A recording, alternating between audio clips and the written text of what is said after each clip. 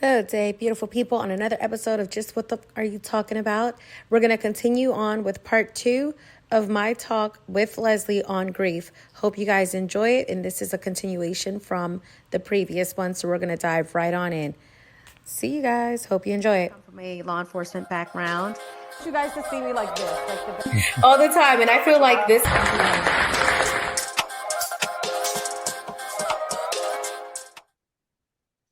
So there's a coach, one of the swim coaches. And again, this is after the Parkland incident. So one of the swim coaches, he says to me, he's like, "Hey, I'm going to this thing that's being offered through, they were called the Center for Mind Body Medicine. That's what they're called." And he's like, "I'm going to this thing that's being hosted by the Center Mind Body Medicine, and they're going to be doing groups." And I'm like, what are we talking about here? And he was like, "Oh, it's just groups to help people cope and deal with, the major incident that happened." So the Center for Mind Body Medicine is a nonprofit. They're here in DC, and they go around the world offering different skills and tools, mindfulness, meditation skills, all holistic practices to help people deal with very traumatic incidents, even like the fires that are going on, or they go to Africa and deal with stuff. I mean, they Amazing. go any major incident, Yeah. even if it's a natural disaster, right? Like Puerto Rico and all the things. So the Center for Mind Body Medicine was in Florida, and they were offering this workshop for free. Nice. Yes. So the first week you go in as a participant. You're in the group, you're experiencing, and it's a week. It's almost like a boot camp for your brain. Like it was Right. so intense. And so you're doing this thing for 4 days, right? Back to back. They Right. give you a week of a break. Then you come back the second week, and what they're doing now is they are training you now be able to become a facilitator should you choose to want to continue that practice, Yeah. right? Yeah. That's So great. I went through it, and I went through the second week, and I was like, I want to do this. I think that when you ask me kind of what was it that kind of helped, it was that. Mm-hmm. And I will tell you, in that first group, the movie Hancock with Will Smith, where he's sitting in the Yes. group at the jail and he's like, "Yeah, Skip, like I'm not talking." Yes. That was me. That was me in the group. And I was surrounded by these older, mostly white women, and it was all women mostly in my group. Yeah, they were all women in my group. They're, older white women, whether they are faculty of Parkland or relatives of or mothers of the students that go to the school that, were at the school during that time. They had a very, very close attachment to the incident, right? But I'm sitting there like, they're not Latina. They're not former police officers. They didn't lose like how I lost him. They don't understand. They can never understand. I'm not gonna talk to them. I was very closed off, very, Yeah. very closed Yeah. off. And I remember telling my sister, and she was like, "If you're not gonna go in there and take a full advantage of this beautiful opportunity that you've been given, I highly suggest you leave and give it to somebody who deserves it." Wow. And Wow. I was on the phone like, ugh, fine. You're like, what's wrong with Like, her? oh, what's her problem? Right. Right. So then I was like, you know what? She's right. This is a gift. What am I Yeah. being a brat for? Right. And it wasn't until one of the women spoke and mentioned how in the past year, one of the students dropped a book, and the sound of the book Right. messed all of them up. Right. And she's in tears telling how difficult that was because of what they'd experienced. And I'm now sitting there like, I jump at every single, and a freaking penny could drop, and I'm like, oh, okay. And I was Right. like, wait a minute. So just because you mean to tell me, like in my little dumb brain, right? I was like, wait a minute. You mean to tell me just because she doesn't look like me or doesn't have my experiences or doesn't, didn't lose him the way I lost him, or her trauma isn't my trauma, you mean to tell me she still knows what that feels like? Because she's Right. human? Right. Right. we share this, Oh, even though wow. we're not exactly the same. Yeah. We have more in common than we think. Yeah. Man, at that point, I still talk to some of these women. They're still my friends. I have them on Facebook. I love these women. We were bonded in that moment, and it opened up my brain out of this little very like culty brain, not culty, but like I'm very like, these are my people, this is what I do, this is who understands me kind of Yeah. mindset to expanding me to understand that a human is a human and a human understands feelings. Right. And we're And all we gonna all, and all of it. especially with PTSD and grief, like with these two things, the symptoms are very similar no matter who we are. No matter who we are. No Yeah. matter who we are. Like I said, there's two things in life that we're all going to unfortunately experience. That's trauma and grief. Yes. So you mean to tell me because your grief doesn't look like mine, your trauma doesn't look like mine, you don't get it? We all know DABDA. We all know sad. We all know tears. We all know anger. We all know depression. We all know it. And it doesn't matter where you came from, what you look like, what's your story, what's your background, how much you make or don't make. We are human. Like this Yeah. is just really, this is the vessel, but what's going on inside is going on inside to all of us Right. differently for Right. different things, whether we know it or not. And that was when that reality hit. And I was immediately attracted to everything that I was doing in that moment. It was bringing me back to life. It was really helping me. So, I went through the second week to learn how to become a facilitator. Then after that, you have to run your own groups, and I did. I ran two separate groups. I ran a group for one of the victims from the Parkland. Mm-hmm. He was Hispanic, kind of underserved. So for his mom and her family, they Right. all spoke only Spanish. So I did it in Spanish. I did it with them. And then I did another one for women executives in law enforcement. And I mean, I still talk to these people. Like we are connected and bonded in that experience. And the fact that I was able to help them navigate their emotions through visualizations, through we did all kinds of things. We did a imagery, we did drawing, we did all kind of mindfulness and meditations and forgiveness meditations and breathing and check-ins and just it was beautiful. And it was all stuff that you could just do Right. Right. without having to put anything in your body, without having to sex, drugs, alcohol. No, no, no. No. Just mindfulness. Just mindfulness. That's Yeah. it. Happen. I wish everyone knew the power of mindfulness practices like meditation, especially related to PTSD and grief and the group work. It's Oh, so incredibly group powerful. work. I love You're group work. describing this group, which kind of fell into your lap, like from out of nowhere, Mhm. when I was going through my divorce and recovering from my accident, which happened simultaneously. I found mindfulness based stress reduction, MBSR. Mhm. And that, of all the things that have transformed my life, and there have been really great people I've worked with in therapy, but the mindfulness work in those groups was more impactful than anything else. Absolutely. And then becoming a facilitator, because I felt the same reaction. Like, okay, I want to do this. Yeah. I got And certified. I it was like, I want to. really, it brought so much clarity. And when you were talking earlier about that feeling of what am I doing here? I think that when people find themselves in that place in their life, what am I doing here? How did I get here? If they can find a mindfulness group of some sort, there are different types, and just find the ability to sit at peace and let your mind rest, you often find your way out of that dark place unexpectedly.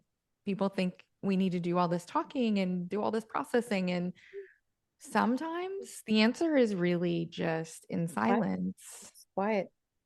Yeah. Yeah.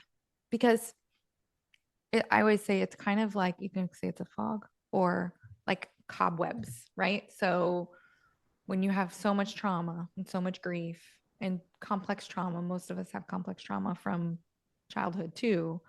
It's like all these cobwebs are in there and they're always just crawling, right? Like there's so much busy work happening. We're thinking, thinking, thinking, and trying to solve all of our problems. But if we just get still and quiet and allow ourselves to rest mentally, it's really powerful. But it's even more powerful when you do it in groups, because that was your turning point. It was certainly a turning point for me. I described I went to a 3 day silent retreat, Mm. and I kind of dreaded it. I had to do it for the MBSR training to be a facilitator. And on the third day, I closed my eyes and I just saw my path forward. It was covered in leaves before. And all of a sudden, the leaves just drifted away and there was a path. It was so clear. And I was like, wow, how did I not see this before? But it was the leaves were all of the thoughts and the bargaining and the anger and the depression and the denial. It was all of that from multiple things that have happened throughout my life. That's Um, like such a beautiful way to explain what silence can create if yeah, you just quiet down the noise. yeah, It's so important. And one of the things that I noticed, and it wasn't until my sister pointed it out, she would notice that every morning when I would wake up, I would have to either have like a TV or a song or a mm, podcast or some kind of something, some noise taking up space. Because goodness forbid, I woke up that morning in silence without checking the phone or something. And right. so she was like, she came up to me, just all casual, ever so casually. And she was like, you don't know how to be with yourself. And I was like, what? And she was like, yeah, you don't know how to be with yourself. I'm like, what does that even mean? She was like, do you notice how every morning you have to have sound or something sounding in the room? Yeah, You can't be in silence because in silence means being with yourself. yeah, And she was like, you probably can't manage that. And I looked at her as if it was a challenge. Again, like, what's her problem? So, like, yeah, I looked at her as if it was a challenge, and I was like, oh, I'm going to show you, or better yet, I'm going to show me that I can do this. And I yeah, dedicated myself to waking up in the mornings to pure silence. I'm not checking a phone. I'm not grabbing a book. I'm just, even if I'm just up and staring at the ceiling, just like, yeah, yeah, it's another day, man. Like, right on. right. What are we Just gonna do? peace. What are we gonna make of it? And Yeah. shh, just nothing. And I'm literally just in silence, and it was hard.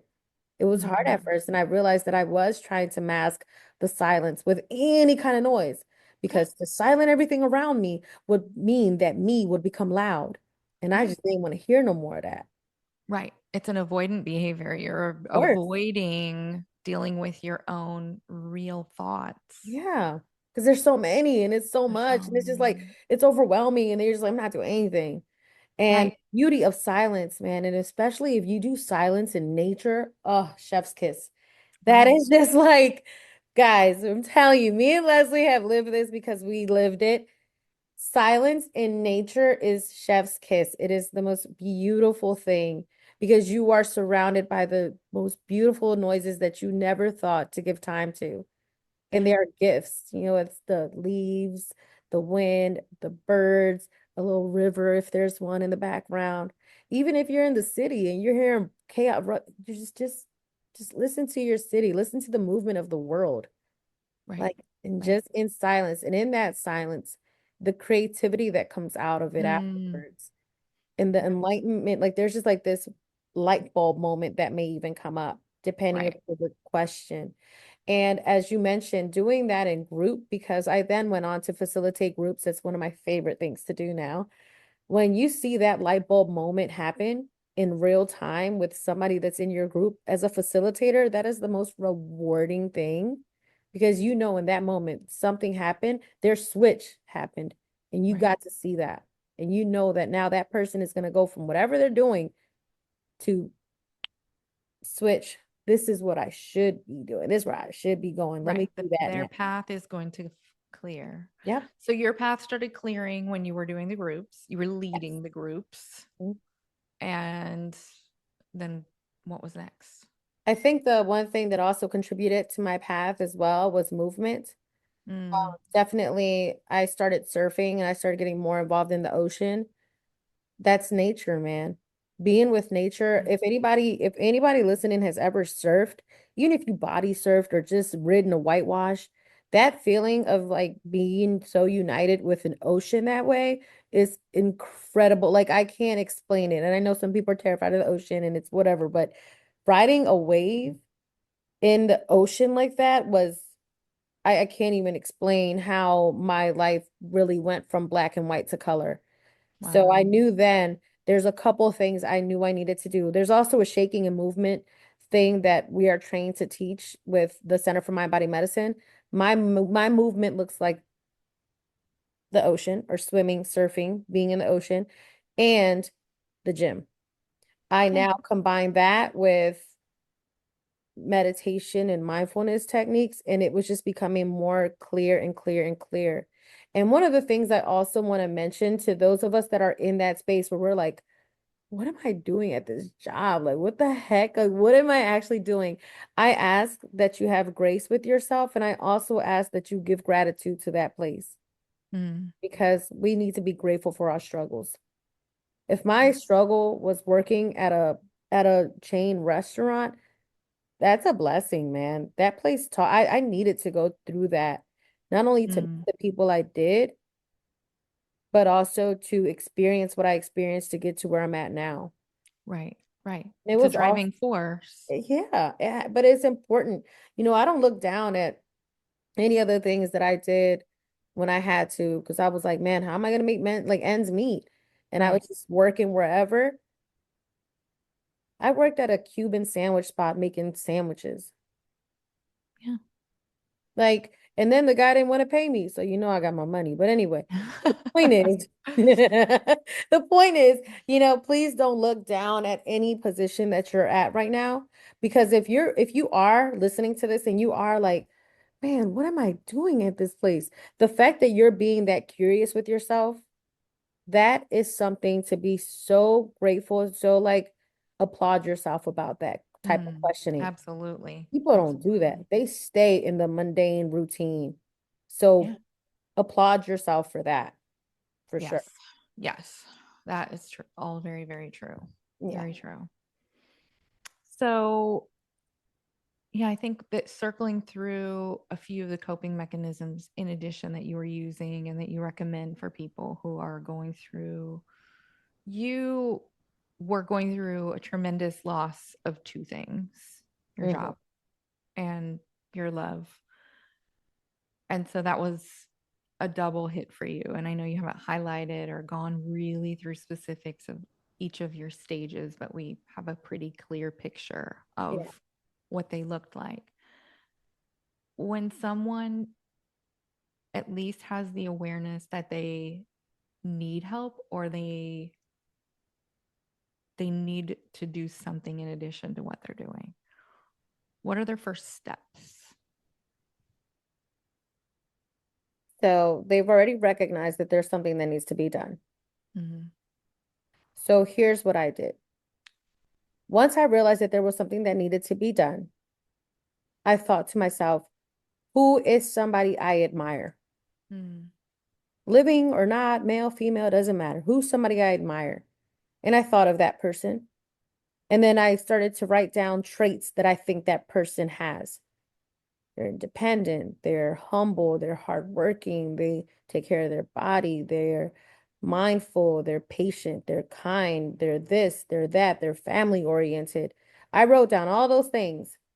And then from then on, I strive to become that person. However I could, I would just try to become that person. Mm-hmm. That was on a personal, like, I'm broke. I don't have any money to hire anybody. I just know that I got to figure my stuff out. I would Right. put that list in front of me, and the next day I will look at that list and be like, be that list, because it costs you nothing to be that list. Right. It costs you nothing to be kind, patient, humble, hardworking. It costs you nothing to be family oriented. And I started to try to become that list. And once you take ownership of those type of descriptive terms and you apply them to yourself versus the loser, the self-blame, the this and that. Once you apply these terms that you are look up to and you apply them to yourself, you start walking and talking and acting and being that way.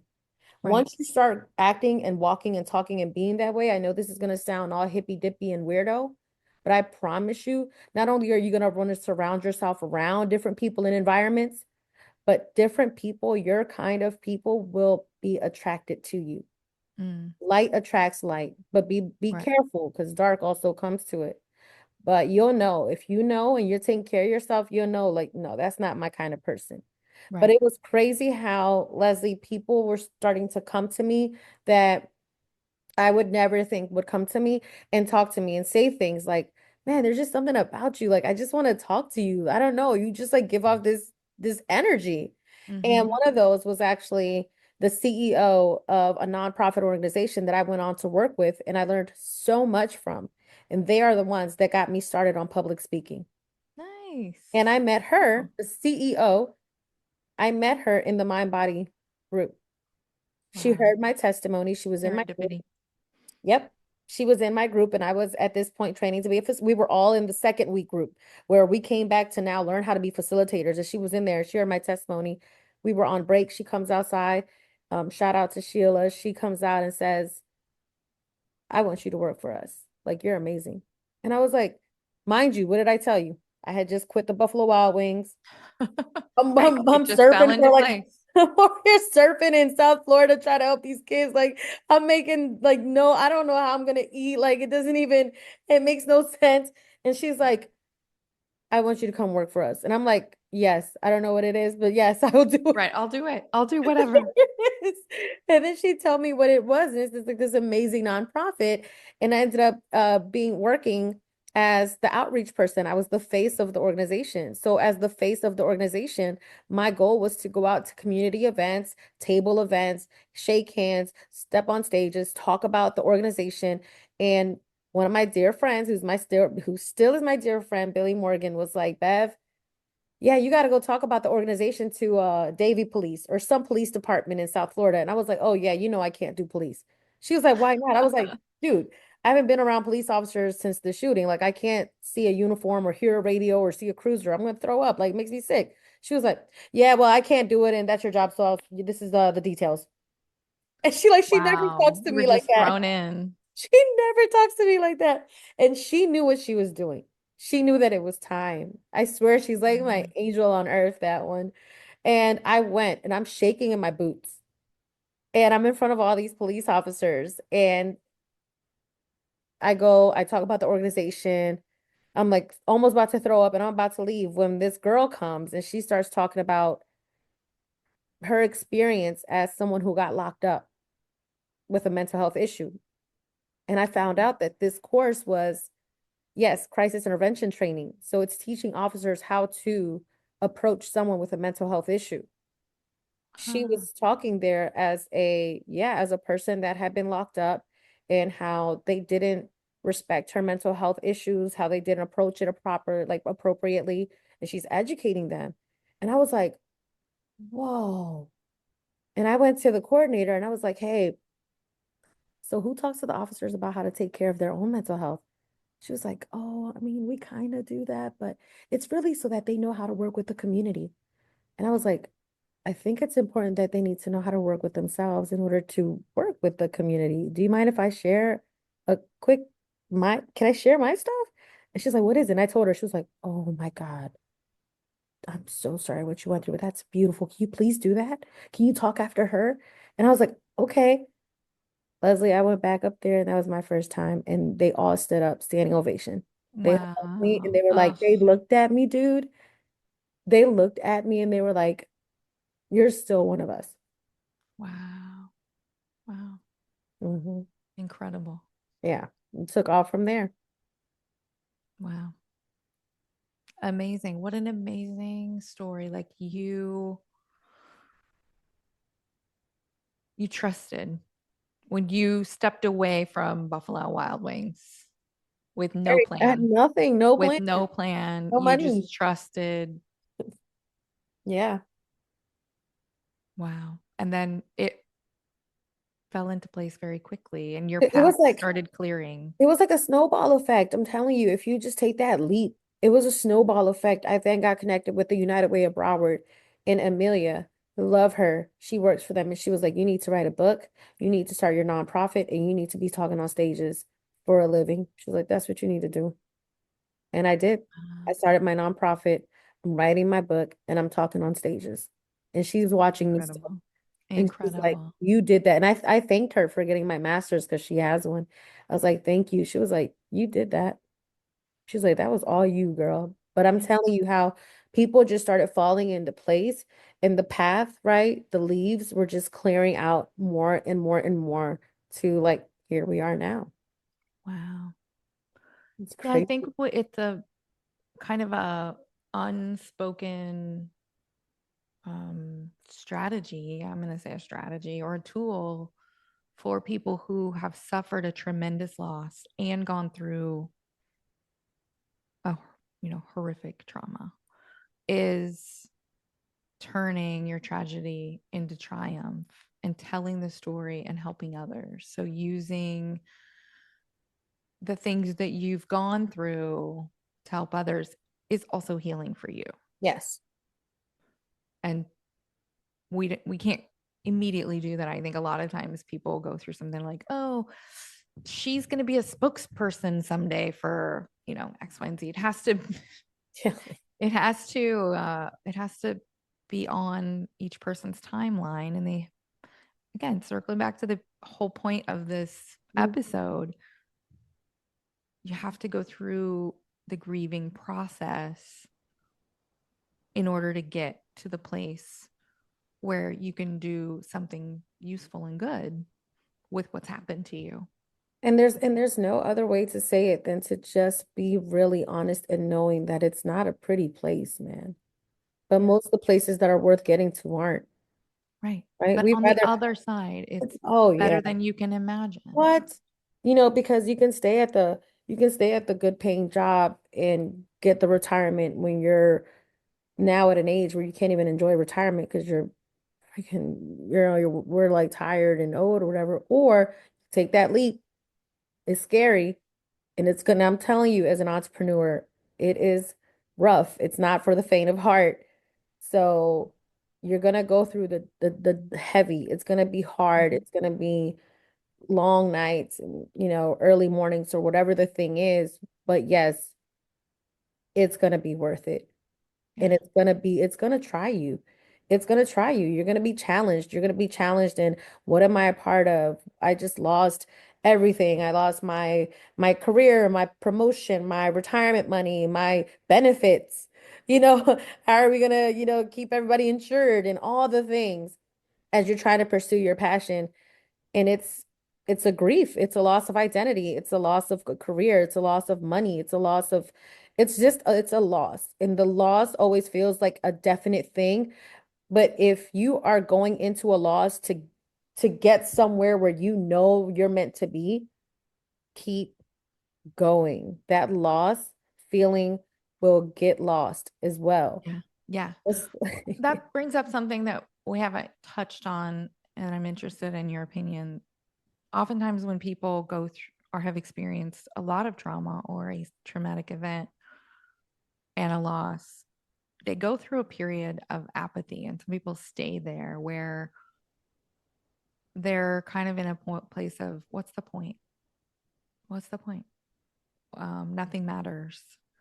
And I'm curious if you went through that period, and I don't know how people get to the other side of that, where sometimes for years, or even decades, they live in this apathetic place and they stay at Buffalo Wild Wings or wherever they are, knowing that they have other talents and other things they could be sharing with the world, but they just stay in one place because they don't know that they don't see that it matters. They're not motivated by anything. it's What such it, it's such a good question because how do you get out of it? yes. How do you get out of a place of apathy where You gotta want to. nothing matters? You gotta want to. And I don't know what that gentle nudge or not so gentle nudge is going to be, but it's going to nudge you. And I mean, I would rather it doesn't nudge you and I would rather you feel the apathy and do something about it. But how can I make you feel something you're numb to? You're numb, you're not feeling it. Right. But there's going to be a gentle nudge Yeah. or not so gentle nudge. And what does that look like? Unfortunately, it looks like different things to different people. And when that thing happens, it is a telltale sign that it's telling you it's time for a change. But it's Mhm. so completely personal and up to you to decide to take that sign of, okay, I need to change this profession or I need to leave Buffalo Wild Wings. It's up to you to decide to leave it. Uh, I tend to think that people miss the nudge Hmm. when things are too busy. So I think the mindfulness piece helped you, Yep. definitely helped me to clear the path and start caring again. And so often we're so numbed with whatever it is, sex, drugs, alcohol, shopping, whatever we're using to numb us, or we've busied ourselves, like numbing with work or working out, something, or the podcasts and the doom scrolling. There's so many things we can use to be distracted. I think the only way to get out of a state of apathy and just not caring or thinking things don't matter is to get quiet and silent again. I And agree. then be ready to listen to the nudges. And because sometimes the nudges are shoves, That's what I'm saying. Like, I really hope it isn't, but sometimes it might have to be because you're not listening. And right? that's like the worst thing, Right. The for universe is telling you the job sucks. It's time this. to get out. Well, you might actually lose the job Yeah. and your house and your car and all The of your things job. because you didn't listen to the nudges. And now, Or the relationship or the yeah, situation that you're in, just period. There's these nudges that are telling you and they're telling you and they're telling you. And if you're listening to this and you're like, I haven't had any nudges, and we kind of low key know it's you, do what Leslie just said. Maybe just sit in silence. And if you can go to nature or if you can go to something that's quiet, like even if it's quiet in your room, like just quiet, do that. Sit in just the silence, giving yourself time your phone. time. Hmm. Do 5 minutes to start because it may be a Yes. lot. That's a Yes. lot too. Three if you Yes. need to start slow, right? There's set an alarm, set a little thing, and just sit. You'll I feel used to silly sit in at my first. car. Yep. I That's was always running around and always doing all of these things. And I would just pull in the driveway and spend 5 minutes sitting in the car in the that's garage so good. or in a parking lot, getting ready to go in the store, turn the car off, put my phone in my purse, and sit back for 5 minutes. That's so good in your car because that's you've been the ripping and running in the traffic and the this and the that, and you Yeah. finally get parked and stationed, whether in front of your house or wherever, and you're just like, and just Yes. turn everything off and just sit there and just sit there. Yes. Yeah, I agree. That is a great way, and it's all such a personal journey. Hmm. I'm telling you, people always ask me, and I'm like, it has to come from you. And trust, Yeah. your body is keeping score of things. Your body is telling you it's time to change. It's time to leave. It's time to eat different, right? Right. It Your might look body, like sickness, it might look like illness. sickness. It might look Yep. like illness. It might look Injuries. like loss of hair. It might look like so many things physically. It's going to feel like so many things physically. Your body is literally keeping score like the book, the good book. It's such a good book, guys. Body Keeps the Score. Please look that book up. Get it on audio. But it's basically telling you that your body is doing just that. It's keeping score of all the things that you've gone through. And one of the things I was telling Leslie earlier, March is a rough month for me. March is the month where I lost my first very best friend, my cousin. March is the month where I lost my grandma. She was our last living grandma. Now all my grandparents are gone. And it's also where I lost my beloved. And they all happened different, obvious years, but all in the same like little time, 2 weeks. Like Hmm. it just, Yeah. so I'm thinking my brain, for whatever reason, is going, right? But my Right. body, come January, it's already anticipating March. Right. It's Right. weird. I'm already Right. like lethargic and I'm already like, boo, like what's going on? Why do I feel like this? So I push myself to the gym. But once I hit March 1st, I'm just like blah. I don't want to Right. do anything because that body is keeping that score. 100%. Yeah. Yeah. Even when we aren't aware. Yeah. 100%. Happens seasonal, especially Christmas, New Year's. Next thing you know, we're thinking about that person that we lost in death, but we don't know that we're thinking about that person, but your body does. So what Yes. do you do? How do you handle when you know that your body is keeping score? Well, you go back to the things that you know have worked for you before. For me, Right. it's movement and it's talk therapy and it's meditation and mindfulness. Yep. I'm a spiritual woman, as I mentioned. So if I have to pull out my Bible and pray, I'll do that too. So Yeah. what has worked for you before? If it's worked before, it's gonna work again, but we have to recognize that it's time to utilize it. Yes. Yeah. I definitely think we all go through periods where we things get really bad and then all of a sudden you're like, "Oh, I'm not using my tools. I'm not journal. Like, when's the I'm not last working time I out. I'm not meditated? journaling. I'm not eating well. I'm not grounding. I'm not going for walks." Oh, God, because maybe you go like that's this. Yeah. why it got bad. That's Oh why your body's yeah. telling you, hello, can we Right. do one That's or why two I'm a day? sick. That's why I'm Yeah. right. All of these things. Um, this has been great. And I know Yeah. this is going to be a really long episode, but I We're don't gonna want to cut it walk out. away from it until we talk about What not to say? what not to say and what to say. Mm. Just some suggestions. I think it would be a really good offering because I think that everyone does their best in almost every situation. I love Maya Angelou's. We're all doing our best, even when we're not doing something good. But in this situation, especially death and job loss, people do not know what to say and it makes people so uncomfortable. And so we've all been there where we didn't know. Uh, but there are some just general things you can say, and there are some things you should never say. So let's highlight a few of those for people. Let's do it. Yeah. So, one of the things that was said to me after Jakai passed away, I had a woman, she's no, I don't know if she's still with the agency, she's another police officer, high ranking, come up to me and say, well, I know exactly how you're feeling. I just went through a divorce. Now, at the time, that pissed me off. Fast forward to Bev now, I understand what she was trying to do. She was trying to create empathy and trying to say, "Hey, I know what loss feels like. Mm-hmm. I'm here with you." But rather than to say anything similar to that, she compared, which is what we don't want to do, okay? She Right. compared her divorce to Jakai being deceased. And in the moment, it upset me so bad because I'm like, you can call him though, right? Y'all got kids, so you still drop off the kids and you see him, right? Right. I was so upset. And I don't think, again, knowing what I know now, it wasn't done in any ill intent. It was done to show empathy, to show, hey, babe, you're not alone. Right. So, what I ask is before something like that is said, think of why you're saying it. If you're saying it because you want Bev to know that she's not alone, then I prefer you say, Bev, you're not alone. Mm-hmm. I'll be by your side, dude. Yeah. Yeah. Like things like that. Like we like to, when something is happening to someone, we always bring it back to us. It's Right. like, Right. It's a natural thing to do. it's just what we do, right? Like somebody can be telling me, like, yeah, I went through a divorce.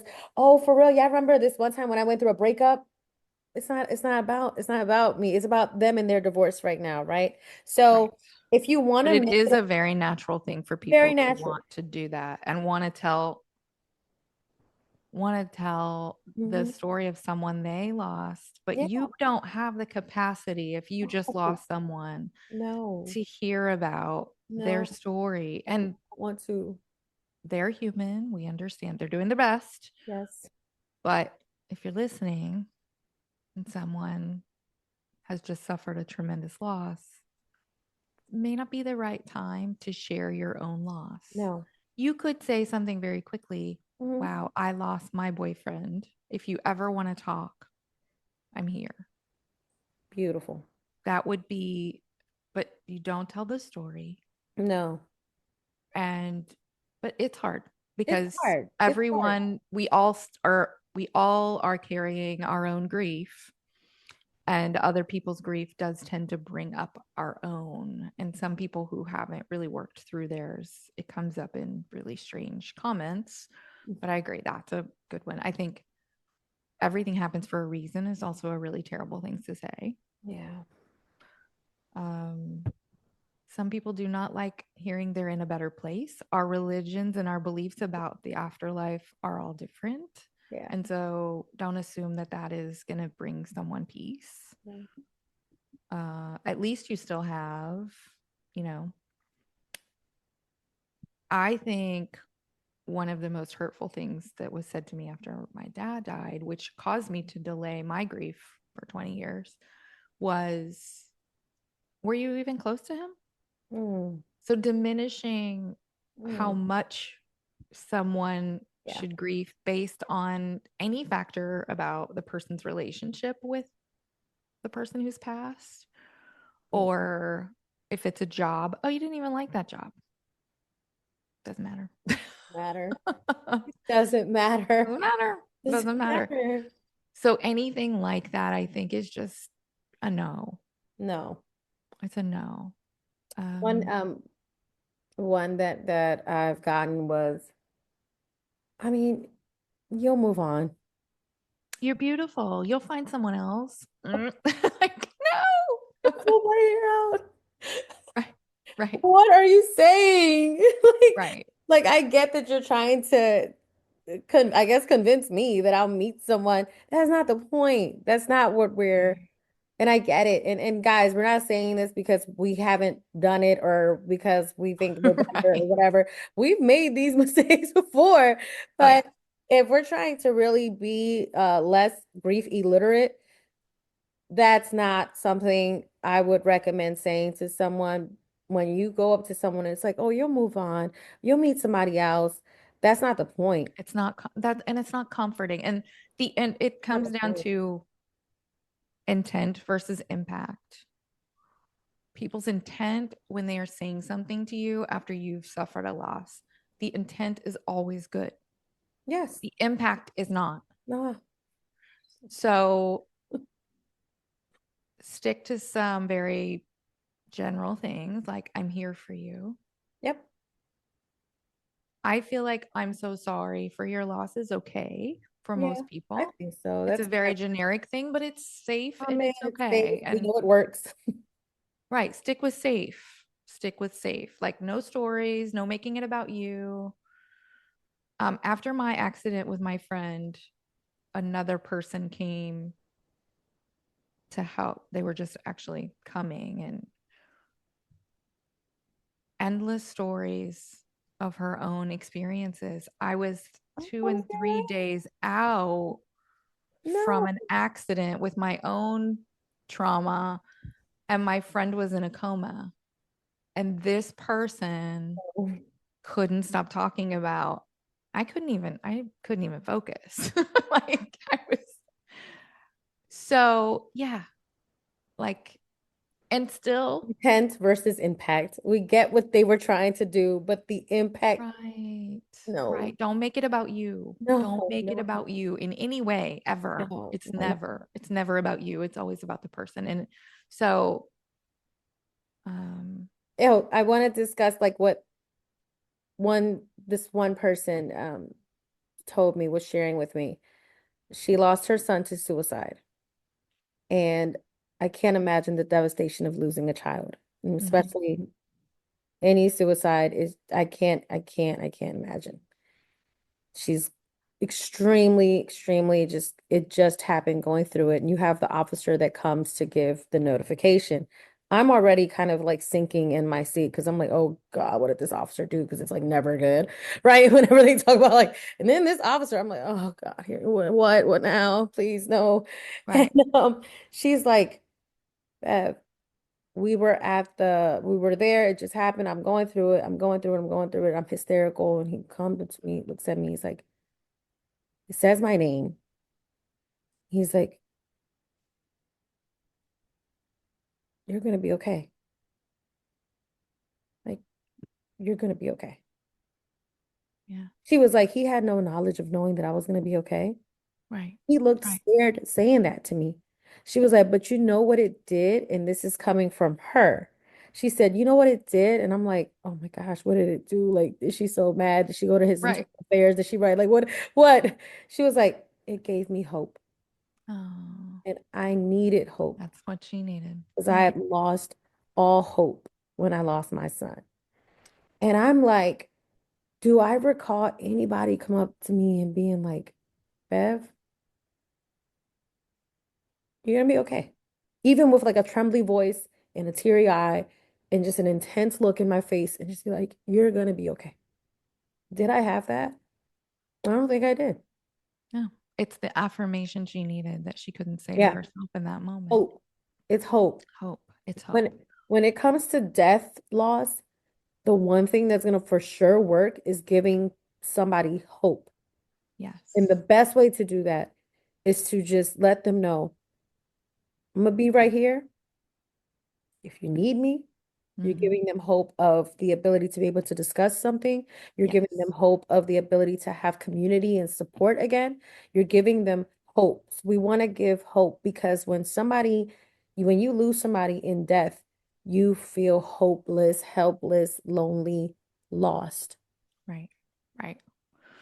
Brene Brown talks about interviewing people who had suffered tremendous loss, and she was looking for connections with people who still have joy and Mhm, hope.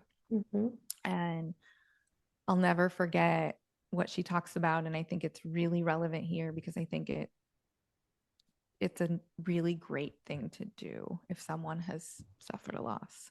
And that is say something like, do you want to talk about them?